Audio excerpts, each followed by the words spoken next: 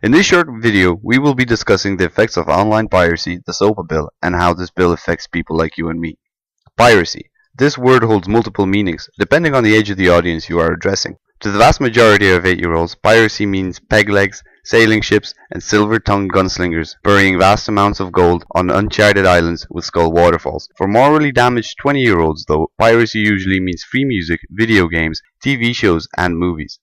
Movies account for 35.2% of all pirated items on the web, with Avatar being downloaded 17.5 million times in 2010. This is followed by TV shows accounting for 14.5%. Video games, software, and music all cash in at 6.7, 6.7, and 2.9% respectively. Finally, for anyone working in one of the industries affected by these piracy means headaches, monetary loss, and in some cases lengthy lawsuits. The USA motion picture industry lost over $2.3 billion in 2005 due to online piracy. Ever since our forms of entertainment have switched to digital, piracy has increased in popularity. I mean, why wouldn't it? With a fast enough connection, a modern-day pirate could be viewing the newest blockbuster in the comfort of his or her pirate cave in minutes. 22% of all global bandwidth is taken up by online piracy, and 70% of internet users find nothing wrong with it. But the industry has to fight back somehow. No free rides for anyone, especially swashbuckling pirates. This is where SOPA comes in. SOPA, or the Stop Online Piracy Act, was put forward in the USA on the 26th of October 2011 and was meant to be used to stop online piracy and to stop US citizens from buying counterfeit drugs from sketchy online sources. If SOPA was to be brought into law, copyright owners could have the right to shut down any website who replicated their content.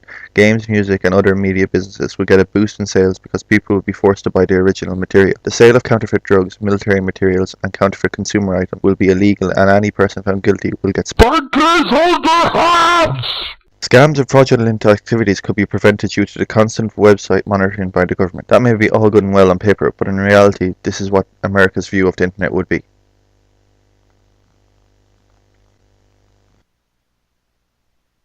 But what SOPA actually held in store was a lot more sinister. The implementation of SOPA would be very costly and difficult, as it would involve monitoring billions of files on the World Wide Web. The US government could shut down any website that had links to other contents on other sites. Websites such as Google, Facebook, and YouTube could be shut down Forever.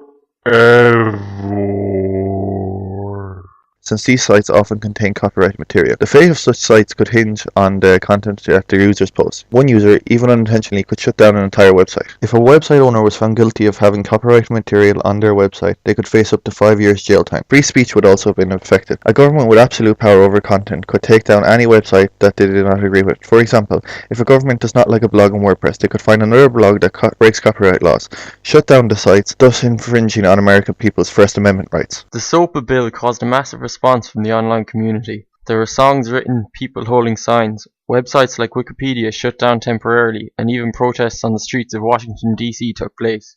This is how much the internet community did not want SOPA to be implemented. They actually got up, turned off their computers, stopped torrenting, and took their handwritten signs to the street. Enough about the Yanks.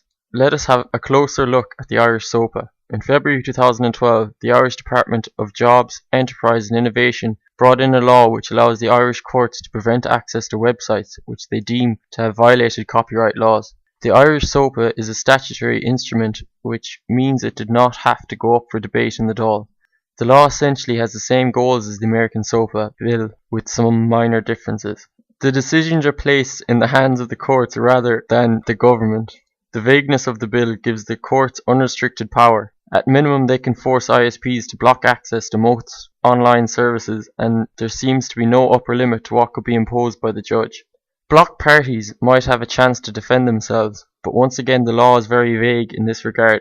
Just like the US-American SOPA, the Irish SOPA was heavily protested, with more than 80,000 signing a petition against the law.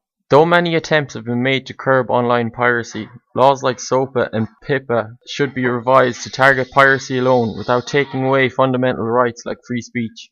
On October 26, 2011, SOPA was created. This has made a lot of people very angry and has widely been regarded as a bad move.